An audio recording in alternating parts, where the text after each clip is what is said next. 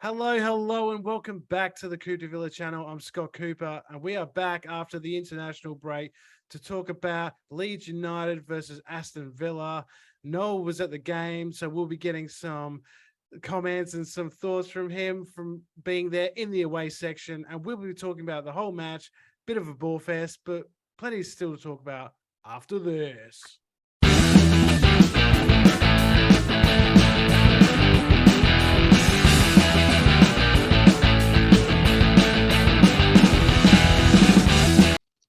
Okay, Oh, yeah. they're listening. So after the international break, we were back, and it was Jesse Masters Leeds United that were the host. We were coming into the game off the back of the win against Southampton, and I think going into the game, a lot of us would have taken a point, but Tommy, especially with the red card and the way things worked out in the second half, it was pretty disappointing in the end.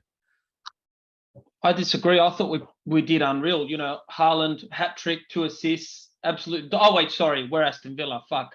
Yeah, no, I really think you should have put the foot on the jugular once the red card was dished out for them, and Sinister is their Rafinha replacement essentially. So yeah, I thought we really should have gone for it.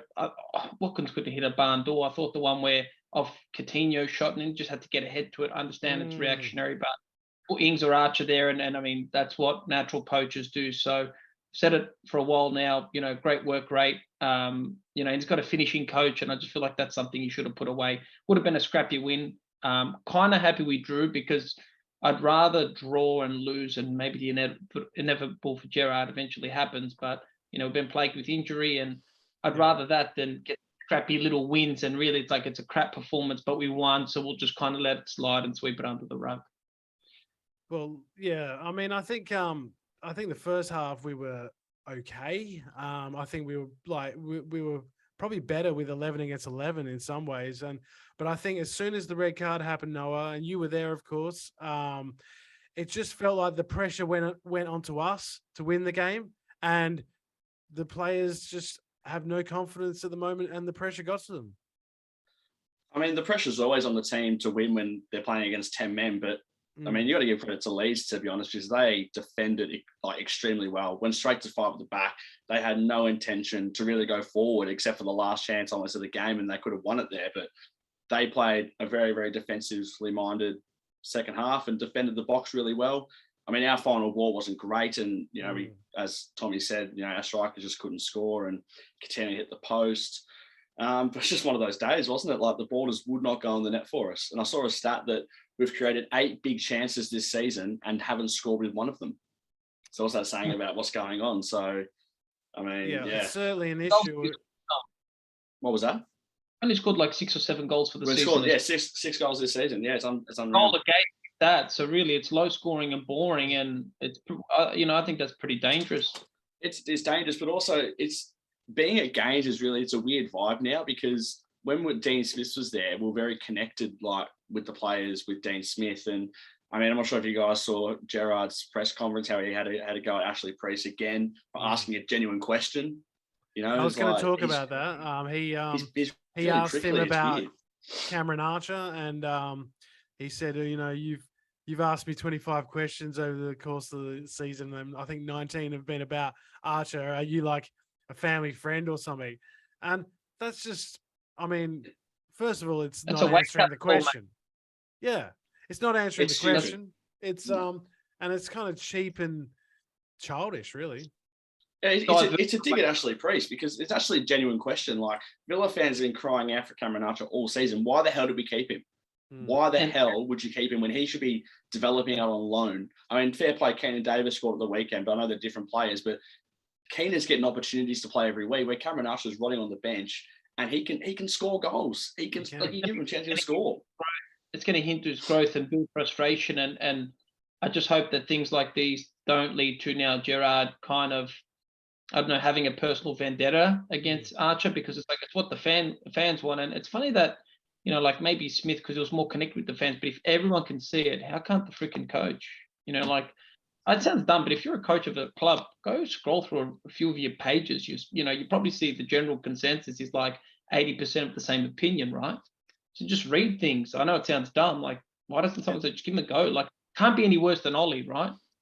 He just signed a 5-year deal, Tommy. He signed a 5-year deal, I think, when they got back. Like, but what future is there if you're not even being played now? Normally you pledge a 5-year deal because you're breaking into the scene, playing well. You know, like, he's really gambling with his future. Maybe he signed for a bit of extra quid, but yeah, I don't know. Like, I'd be worried. With Smith, at least we started to see some youth come through. You know, you saw the likes of Ramsey get bred through. Now he's starting to shine. Like, we all know Archer's probably down the next mold. What about Philogene Badace? Wasn't he ready to almost burst on the scene? He was relatively consistent in preseason and last season. Doing well at Stoke.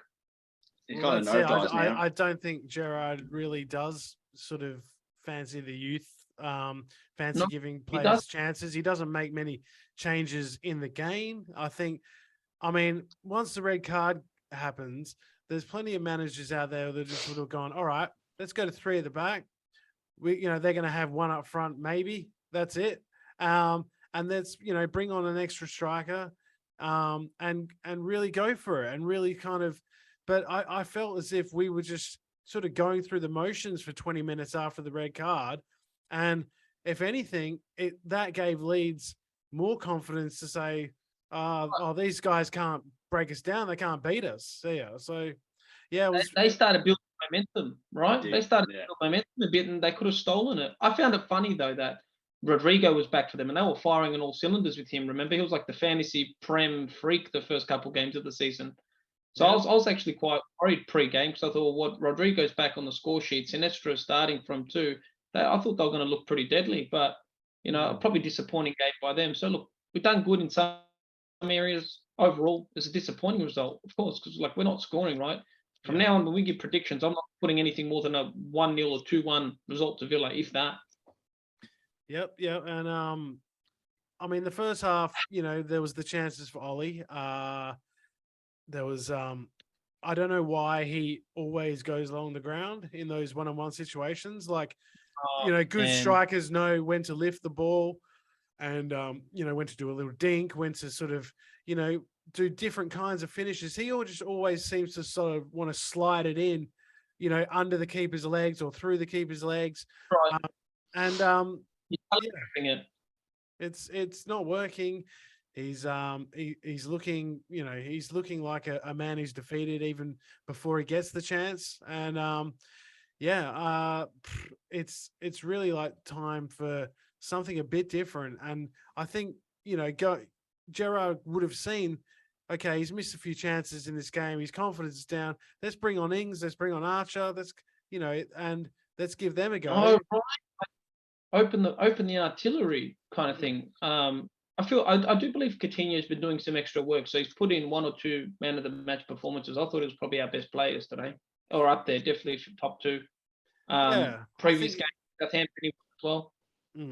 I think he was good. I think Ramsey was good in the first half, especially, and thought Ashley Young was, pretty good. Mings, had a good game. You can't. I mean, once they go 10 men, that we didn't have a lot of defending to do apart from that last ditch chance where John McGinn did that great block. I think Constance tackle too. Constance tackle was last ditch as well. Yeah. So, but Noah, talk us through your experience a bit. You caught the bus up with the Villa on Tour boys, and we saw you on their video, of course. And how was the day? How was the atmosphere in the bus and at the pub beforehand and in the away end? No, it was actually like such a proper day out. I think I got up at like 7:30 or something, so an early start for me. Had to have brekkie at the hotel, and then I met Max around where he lives and got the coach up there. It took about 3 hours or something, but we stopped 20 minutes out of Leeds at a pub, which was like a Villa-only pub. We're there for an hour or so we watched most of the United City game, which was good fun, and had a few cheap beers before heading into Leeds. And honestly, it's so different. Like, away days are special, and you go to grounds like Ellen Road, and honestly, you're treated like, when you get there, you're treated like a prisoner. It's really like quite confronting when you get there, I'd say. I'm not quite used to it. So they had like just sniffer dogs. Like, you go through like a tunnel to get to the concourse area, like a cement tunnel.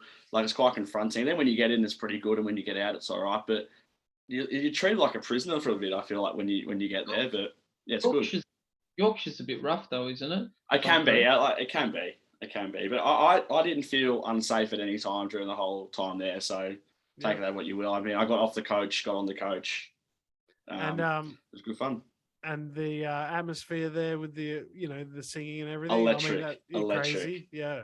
I got to say, Leeds fans are very good.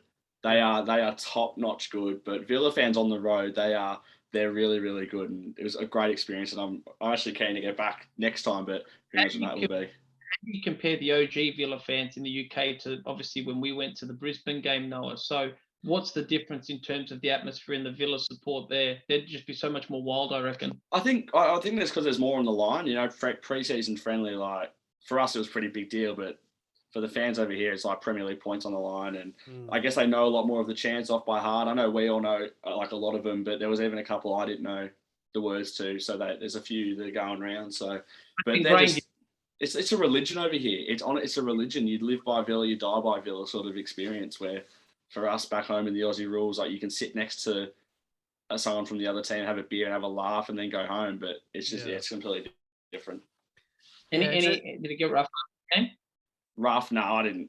You don't really hang around too much because you literally get escorted to the coach pretty much. Like you get escorted, and then like when we were leaving, the bus was like where the home fans are. There's like at least 250 stewards like just blocking the Leeds fans while the buses got onto the motorway. But at the pub, it was so funny. Like so, there was like these 10-year-old Leeds fans. I'll send the video to the group chat, so you might be able to put it on if you want, Scotty. But they were like intimidating us, like giving us the bird, like, fucking like having a good laugh and stuff. And we're like pissing ourselves back. But they would have gone home and told their parents they intimidated 60 Villa fans. But imagine if everyone got off the bus and ran at these kids. They'd be absolutely shit scared of themselves. Like, it's just, just one of those things. Like, it's just such a good experience. Amazing. And what about like Ellen Road as a stadium? Like, how was the experience there? Like, I mean, I guess the Leeds fans, like we said, are well known for their support, and were they? I'm guessing their sections were pretty wild as well. They're very loud, and there's one right next to the away end that are pretty rowdy. Like they have a bit of a go in it. Like just in general, like it's like their lead song they do. It was spine tingling, like hearing it, like from every angle, like being projected at you pretty much. It was so loud. And it's a special ground. I mean, I think it holds 36,000, but you're so close to the game. Like you're so close to the grounds, and like Villa Park's the same. Like it's like you're surrounded by the game, and you just take in the atmosphere every second, and you pretty much live every kick. It's unbelievable. Well, and don't forget, club with rich history, and there was a lot of corruption going on, so they'd probably be ecstatic to still be in the Prem, not having a jab, just stating facts, Yeah, but it's a proper team. Like I was talking to a lot of people, and they said they look forward to playing Leeds, Forest, like Newcastle, Everton, all the proper clubs, because they are big proper clubs. Like you look at Bournemouth, it's not a proper club, like so. I mean, you know what I mean. And we've got a bit of a rivalry with them as now too. Like, they certainly don't like us for some reason, but no, it's because of the Bamford incident. It's like saying the Wolves fans have a rivalry with us. We don't really give a crap, to be honest. Like, what? Just because Bamford's a flop? Yeah, like that's pretty much what it was. Like the Villa fans ripped into Bamford, the Leeds fans ripped into Tyrone Mings for some reason. I don't like Tyrone Mings. Everyone. I don't know, just because I don't know, just it's easy to get in his head, they reckon. I'll tell you what though, one thing that surprised me out of anything, did you guys hear Jesse Marsh's comments after the game? I did. I was about to get to them. Yeah, he said that he said that Villa were time wasting from the first minute, taking a minute on goal kicks. He gets sent off for wasting time. Yeah, and then like their keeper was diving on the ball, they were kicking the ball away. So So what? You're allowed to do it when you get down to 10 men, but because we're managing the game, which, by the way, we've become harder to beat again. Yeah. Like, defensively, we were good. I know they didn't have many chances. When they did, defensively, we're better. So we've become harder to beat. And when you go away from home, who the hell's going to play the most advanced football of all time? And what, you're going to say, come on through? No, you're going to be conservative. We're always good in patches now, and I think that's been our problem for a while. Maybe the front end we're dominating, and then we're still leaking goals. It's maybe like winning 4-3 or whatever, we're still conceding 3. Or if the defense is elite, 2 clean sheets, don't forget that. But then it's like defense is elite. Like, it's not hard to put the ball in the back of the net. Really, it is. Like the tactics are off, man. Honestly, like. Honestly, I don't think for this game in particular you can blame Gerrard's tactics. We created enough chances to score 6 or 7 goals and win the game. I feel like I would criticise him that he didn't bring on Ings or Archer earlier on. No, that's the one thing. It's the subs aren't right, but you can't say that. It's Gerrard's fault we lost. It's not his fault because Watkins had 3 chances. Coutinho hit the woodwork. Consa missed an open header at the back post. One of these goals go in, we're saying you beauty, a scrappy 1-0 win, you take it. No, but make your subs, man. He should have known once they went down to 10. The pendulum momentum was swinging our way. Why not just go for it, right? Like take the risk. All right, we concede. We're up by an extra man. We're playing 3 in the back. It's not like we're playing 1 in defense, right? I don't know. I just feel like we should have pulled the pressure on them. It felt like we were playing a far more direct sort of long ball game in that Leeds match. When it was 11 against 11, we were knocking it forward to Ollie and trying to win the second ball. And I wonder if this is something that Gerrard is going to move to in more of the matches, because when he first started, it was a very much possession, slow build up, kind of dominate the ball type approach.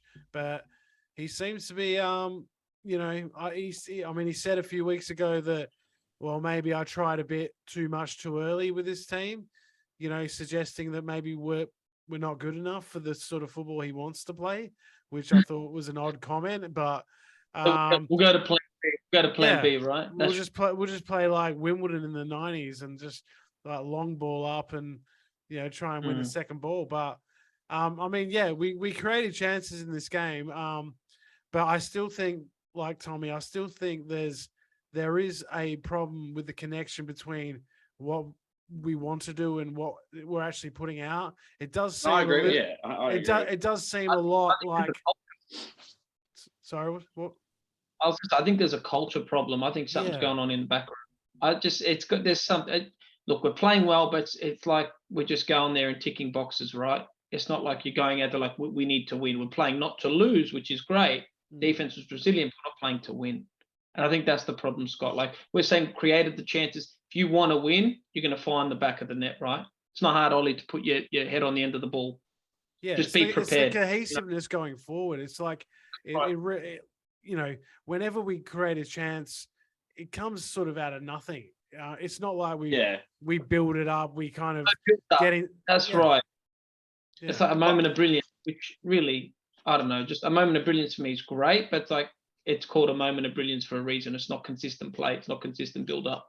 Yeah. But I will say, I'm not saying we're playing good football. No. I'm saying we're playing better than Crystal Palace away, for example. I'm not saying, Gerrard's job's safe. Like, he's not. But I'm saying compared to 2 months ago, I would take how we're playing at the moment, just scrapping away, getting points, not conceding goals. I mean, we conceded 3 against Palace. Yeah. Defensively, and the shape of the team and all that sort of stuff, and the intensity of the players and the effort is way, way, way better. And it's probably going to, give Gerrard to the end of the season if we can keep this going.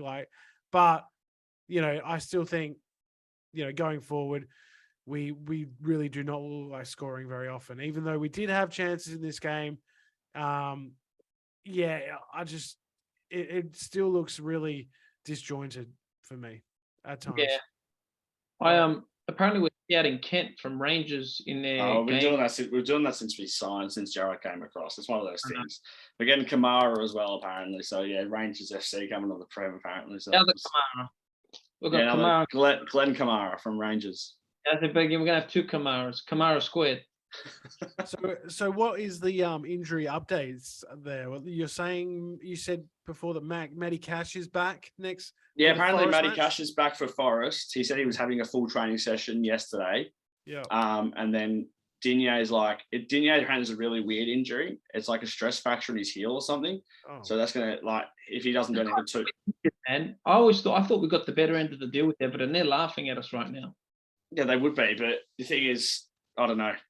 His final ball is quality, but at the moment, we haven't really seen it. But he's like a touchy injury, apparently. Like, if he doesn't do anything for 2 weeks, it might go away, or it could be here for a couple of months. And then obviously you got Boubacar Kamara that's out until after the World Cup now, confirmed. So, and Diego Carlos for the rest of the season? It was like 8 months, whatever. So pretty much the whole season. Yeah. Signings are basically out for the. The only player that we signed that is playing technically is Coutinho, because technically we signed him, but Augustinsson injured, Kamara and Carlos. You know, who else did we sign? Anyone else? I can't remember. Also, like concert. Oh, Dendoncker, I guess. Yeah.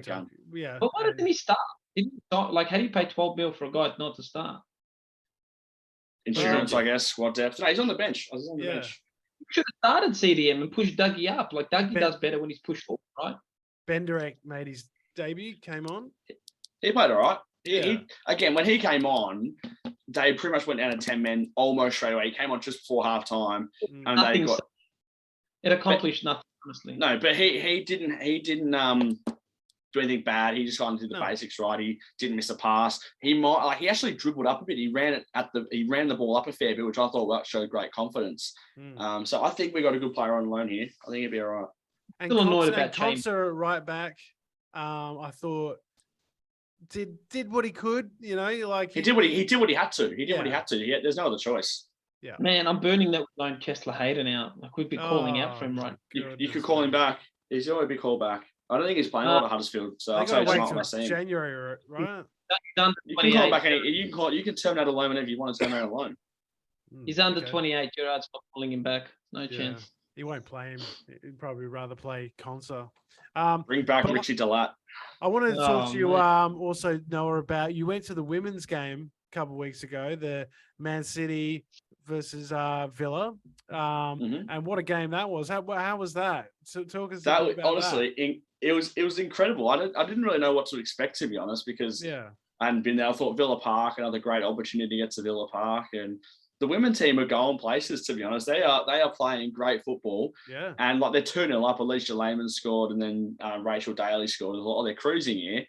But then Man City got one back, and you're like, oh shit, like here comes City. And then it went bang, bang, City up 3-2, like typical, what's going to happen. And then to the credit, like they actually showed a lot of fight and guts and scored two goals to win the game. And I think there was 7,000 people at Villa Park. So the whole Trinity Road stand was pretty full. And it was a great day out. Great day out. Honestly, recommend it to anyone that's thinking about it. Go and show your support. It's like 10 quid or something to get in, but go show your support. Plus you get to see Alicia Lehman. Yes, you do. Did you see her interview with Dougie Louise? Yeah, so funny. I like that content. That was class content. That was quality. Dougie leaves. What's going to happen there, you reckon? Well, she's only on a 1-year contract anyway, so she'll probably follow. She's going with him, huh? Yeah, but I went to the under 23s on Friday. Under 21s, it was against West Brom at Villa Park. No, it wasn't the greatest. The greatest. You can see we got it. Yeah, 6-2. But we did have the keeper got a stiff red card, got sent off, Fleet Marshall, but they're up like 4-1 at that stage or something like that. It was pretty stiff. But another experience to get down to Villa Park. The youth isn't looking that promising, I have to say. I know they're probably bottom age at the moment, but but then we're promoting a decent amount to the seniors. That's what I mean. And a lot of them's out on loan. Like you got to think Kessler Hayden would play, Louis Barry would play, Cameron Archer could play, but he was obviously in the squad at Leeds. I just find it funny when we sent Chukwuemeka out and then we got rid of his brother the week after. He's on loan at Crawley Town, I think. Caleb. Yeah. I'm going to get a gig under Potter at Chelsea. Can't he? I mean, he's a cursed Chalice. He actually played in a match for them and scored 2 goals. Like they had a match when the Queen died. They had a match at Chelsea versus Brighton. That's so disrespectful. Yeah, and he scored 2 goals. So typical Carney. Typical Carney. Anyway, we move on. Yeah, well, I mean, I think we can wrap it up there pretty much because there wasn't a lot to talk about in the game. 0-0, disappointing. After the red card, it was just typical Villa that we were not going to take advantage of the red card. I could sort of see it when it happened. I was like, we can go for it. And then I just thought, we probably won't go for it. No. I think Gerard is getting prickly with the media, which I think is a bad sign. I think, there's plenty of players in that team that look like they are at the bottom of their confidence levels. John McGinn, Ollie Watkins, these kind of players are really underperforming right now. Let's hope it might have been a bit of tiredness from international break or something like that. And because Forest is a huge match, they just went down 4-0 last night to Leicester, so they are going to be, wanting a reaction. They need some points. They're looking like their manager Steve Cooper's under pressure too. So this is a must win, and guys, what are your predictions? Let's do predictions before we go. Tommy, you go first. Tommy, I'll go first. Thanks, Tommy. Really appreciate it. I'm going to go 1-0 Villa, because if we're going to play defensively scrappy football, we're going to win 1-0. And I'm going to go a Matthew Cash thunderbolt from outside the box. Tommy? I'm going to go 1-0 with an own goal, because I can't see anyone. And I will also go 1-0, and I'm going to say Leon Bailey. Yeah. Why not? Continue. Yeah, Coutinho is probably due a goal too, but he hasn't scored since the City game on the last day of the season. So yeah, man, shit. All right, so thanks again for all your support. Please like and subscribe if you haven't already. And yeah, we will be back for the Forest game. So up the Villa, and we'll see you next week. See ya.